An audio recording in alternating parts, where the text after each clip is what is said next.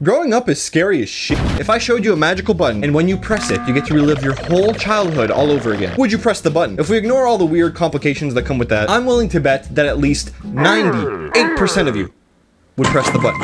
And the other 2% have never owned a trampoline or played Pokemon Emerald. Anyway, I'm not good at intros. If you haven't guessed by now, the theme about this whole video is growing up, which is why today we're gonna be looking at a movie that tackles that subject really well. I've been wanting to make this video for a while, and when I thought about what movies to use as an example for this subject, there was a couple that came to mind, you know, classic movies like 8th Grade, Boyhood, Toy Story 3, all really good examples. Hell, even a show like Superbad tackles topics about growing up that's like actually kind of good for some reason. But I wanted to talk about a different movie today, one that surprisingly a lot of people have never seen or even heard of. That movie being The Kid Detective. If you like detective style movies like I do, and ultimately are scared of the idea of growing up, then this movie is definitely for you.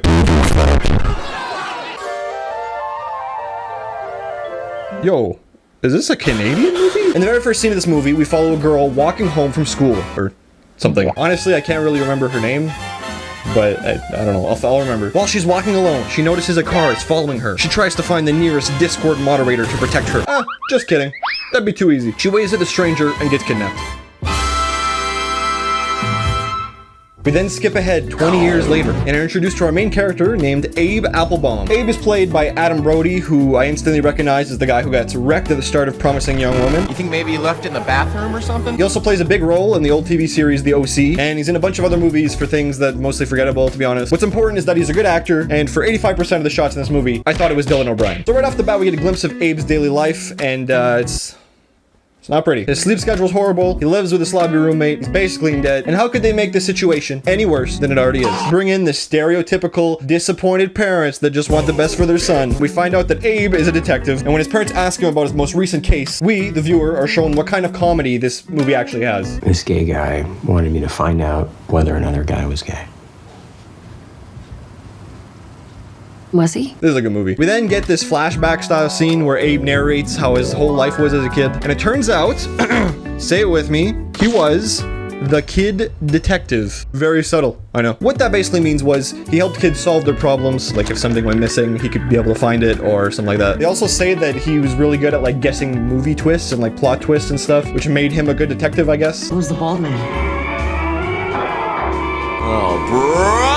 He has an office space, a secretary that he pays in soda pop, and a loyal clientele. Life is good. It's not limited to kids though, like they also show that he solved some mysteries for adults too. One of them being for the principal of his school, which was about some kid who stole the school's fundraiser money, and I guess like Abe figured it out and solved it. That sounds important. And he also helps like an actual cop who's asking questions about gang related stuff. I mean, I don't know, he just figures it out, I guess. He also talks about his juicy detective strat, where he breaks into a house for clues, and when the homeowners arrive, he sneaks into the closet like he's being controlled by PewDiePie in 2012. Please don't find me.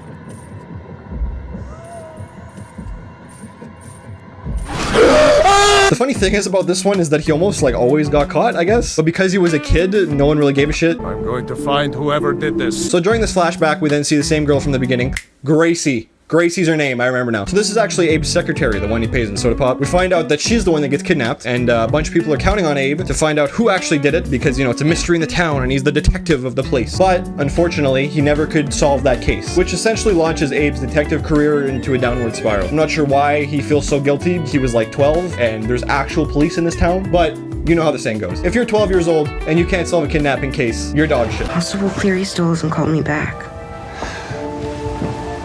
I would really prefer if you would be quiet. So we're back to the present day now, and Abe is actually still working as a detective in the same office, but nowadays the office is kind of a complete mess. He has basically like no clients. And worst of all, his new secretary listens to Billie Eilish. How sad. What's fascinating about this movie is seeing Abe's transition from being a kid detective to an adult detective. He realizes that even though he basically lives the exact same life the way he always has, nothing is really the same. His neighbors don't bother saying hello to him. The ice cream man is like fucking annoyed of him all the time. Funnily enough, the clients he does have now actually take him less seriously than when he was a kid for some reason. Didn't I just find him?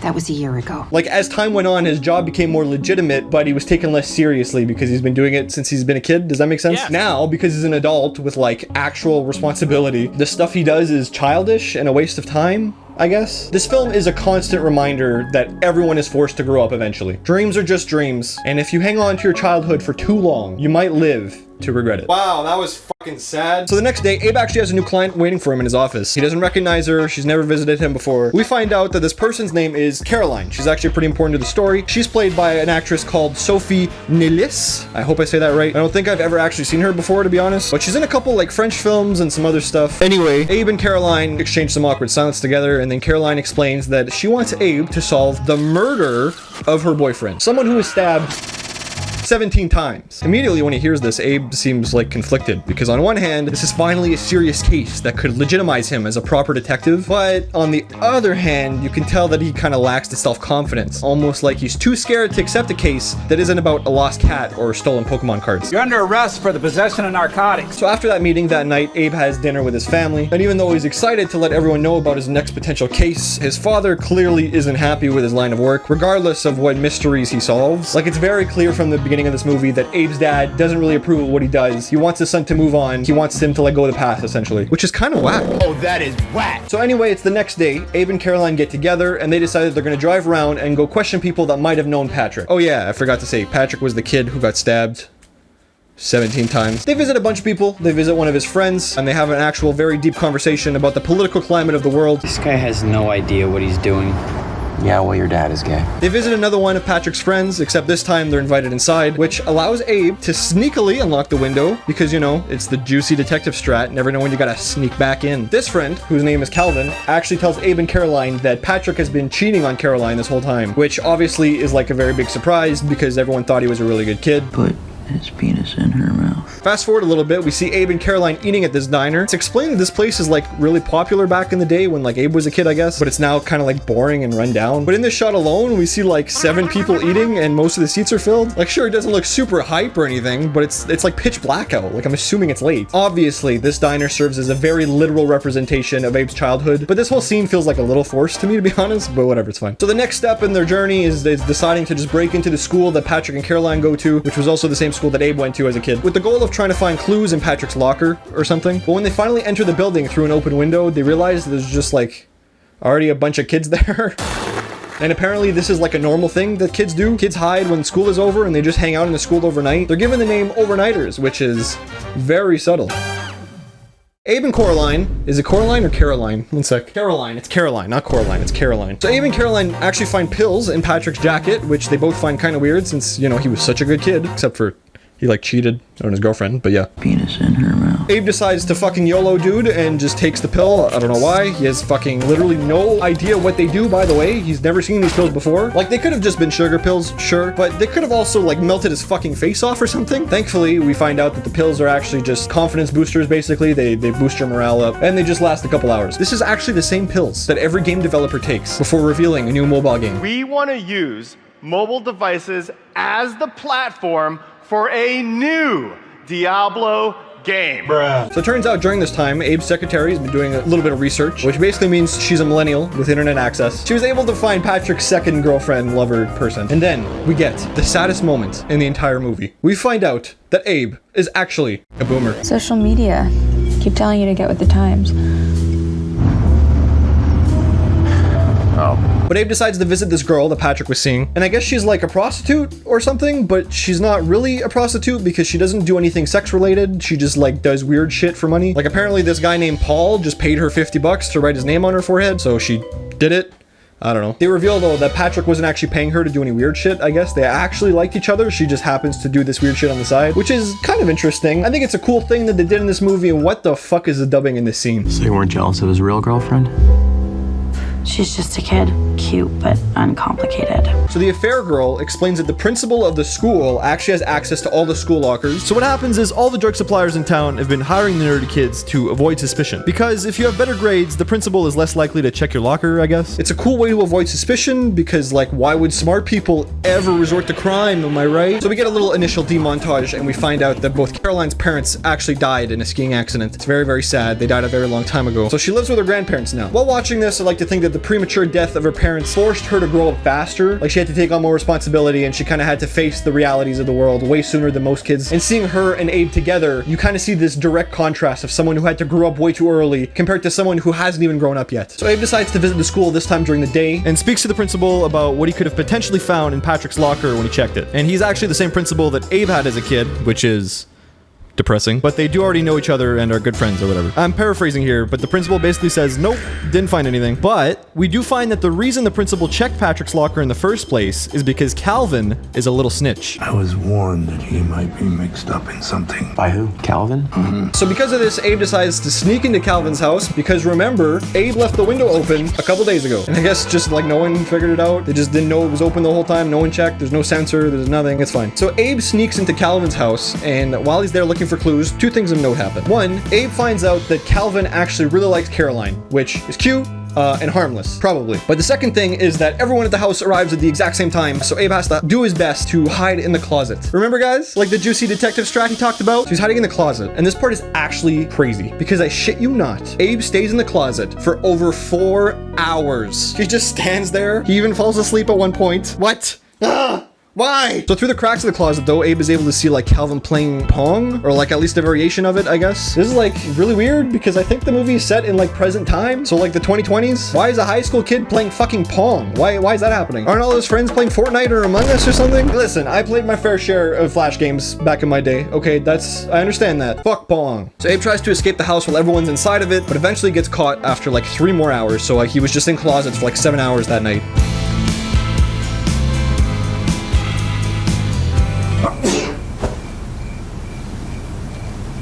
So Abe's now in the interrogation room or something, and the cop that he's with actually knows him because when he was a kid detective, the cop worked with him. The cop explains that he uses his connections to get him off the hook this one time, but being found in a little girl's dressing room isn't like the best look for anyone. It's a little sus. So the cop essentially says that Abe needs to stop being so childish and grow up. For the next act of the movie, Abe is basically just hella depressed. He spirals downward even more than he ever had before. And if that doesn't capture the true essence of growing up, I don't know what does. Side note, there's a scene when he's like really depressed that Abe is playing like a PS5 or an Xbox, at least something like that, which makes Calvin playing Pong that much more mind-blowing. Like, why the fuck? This is confirmation that we're in the present, like we're in 2020 at least. Bro, download CSGO if you don't have money, it's free. Enemy spotted. Abe completely ignores Caroline, he starts using drugs, and worst of all, he starts watching Little Z on YouTube. It's not that bad though, because a couple days later he gets back on his horse, he heads to his Old Town Road, and he rides like he can't no more. Abe decides that he needs to prove it to everyone and himself that he can actually handle this case. He has a little heart-to-heart with Caroline, which is actually a very touching scene. Like, there's some good moments here. My favorite part is when he says this. It's difficult to accept the difference between who you are in your head and who you are in the world. Abe is then seen entering his office, and waiting for him is an origami paper flower, which is kind of fucking weird, to be honest. When he asks his secretary what the hell he's looking at, she replies that it was just a gift by Calvin. He made it for Coraline. Caroline, not Coraline. Fuck. Have I been saying Coraline? I don't know. If we can just backtrack a bit, I kind of skipped over something earlier in the movie because I thought it would be easier to explain now. Basically, before Patrick's death, Caroline would find these origami flowers in her locker. And I'm not kidding, because Patrick was the only Asian at her school, Caroline thought Patrick was making them. She would not survive on Twitter. Anyway, fast forward back to present time, and Abe finds out that these flowers couldn't possibly have been the work of Patrick because, well, he's dead. Abe is then seen unfolding the paper flower, and it's pretty clear at this point that he realizes something that the viewer doesn't. We cut back to his parents' garage, where Abe looks through his old Gracie files, which is the girl that got kidnapped like 20 years ago, in case you forgot. And in it, Abe finds a near identical piece of paper stashed up underneath his collected clues, which means that whatever happened to Patrick is also connected to whatever happened to Gracie 20 years ago. Crazy. What the hell does it mean? Who knows? What's going on? Where am I? So Abe goes to the bar, kind of stumped on what the clues mean, because who the hell knows what the fuck that means. And the bartender, who's an old friend, I guess, mentions that someone named Roy is still pissed at Abe. Who's Roy, you ask? Well, isn't it obvious? Who else could it be but the kid at the very beginning of the movie who is quickly mentioned as being the one who stole the school's fundraiser money? Yeah, you remember that? You remember the kid, he stole the fundraiser money and the principal was like, yo, who did it? And then Abe was like, yo, it's this kid. And then that kid, that's the kid. And Abe's like, why is he still mad? Because I caught him? That's stupid. Why, you shouldn't have done it if he didn't want to get caught. And the bartender says, no, he's actually mad because he wasn't the one who stole the money. This whole time, Abe was wrong. He didn't do it, man. What? Why do you think he hates you so much? He stole the fundraiser money from the principal's office. What was it for? Animal rescue. Rory Beans was bit by a dog last summer. Who did that? Some idiot that got suspended 20 years ago. He's still pissed? Abe has like this sudden epiphany and goes crazy or something. He instantly decides to quite literally break into the principal's house. Yeah, That guy. While looking around for stuff, Abe finds a picture of Patrick's second lover completely naked in a tiger mask. This is very weird. Why the hell is Patrick's second girl in the principal's house? What the fuck? The principal actually walks in and catches Abe in the act. You'd probably expect like some weird standoff thing happening where like everything goes crazy, but no, nothing really of note happens. I know you're in the closet. I'm under the bed. They both decide to sit down and have like a level-headed conversation. Oh my god, what the hell is that? So I'm gonna try to explain, to the best of my ability, what the fuck is going on here.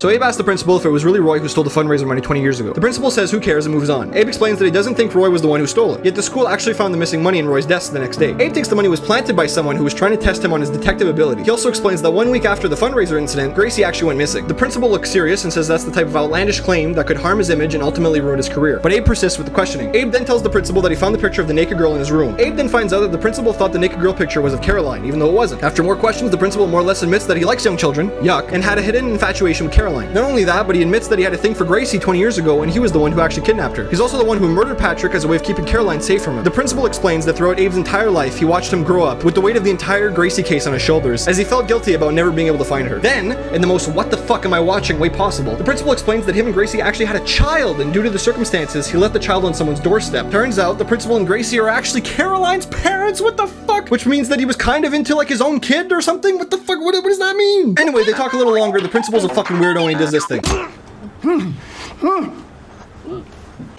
Okay, got everything? Does that make sense? Abe is now looking at the man who caused him so much guilt growing up bleed to death in front of him. Part of him relieved and proud because he finally did it. He finally solved a real case. The case. But the other part of him is distraught, having seen and heard unspeakable things, still not realizing that everything that's happened is real. Abe immediately goes to grab a drink when he realizes that the fridge is filled with grape soda pop, the same drink that he used to give Gracie when she was his secretary. After looking around the house and heading to the shed out back, he opens the door to find Gracie, 20 years after she had been kidnapped.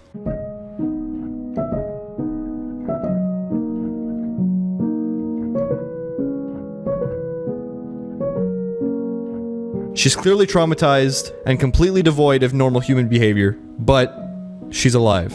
As Abe and Gracie share the most perplexing eye contact of all time, the room pans around to show multiple empty soda pop bottles and many origami flowers. When I was 32, I solved the case of the Willowbrook kidnapper.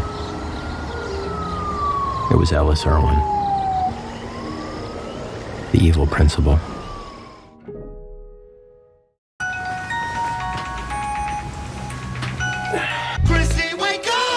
We see Gracie's discovery became a national news story for weeks, and as Abe puts it, I was the kid detective who never gave up. We see Abe's business thriving after the news, his neighbors start appreciating him more, we even see his self-esteem gain a much needed boost. For once, the people around him believe in him, and more importantly, he learned to believe in himself. He has one last chat with Caroline before sitting down with his parents later that day. Two faces of proud parents looking at their son for the first time in this movie. Abe's mother looks at him and asks, Are you alright? And with a slow zoom on Abe's face, we see him completely break down into tears, as he has not only gained the approval of those around him, but he has also finally showed signs of growing up. The perfect way to end this movie. Suddenly crying in the middle of the room is the most childish yet adult-like thing I think I have ever seen. And that's Kid Detective. It's a good movie. Paula Abdul scores this one a solid, wow, that was Pog out of 10. I hope you enjoyed this video. Thanks for watching.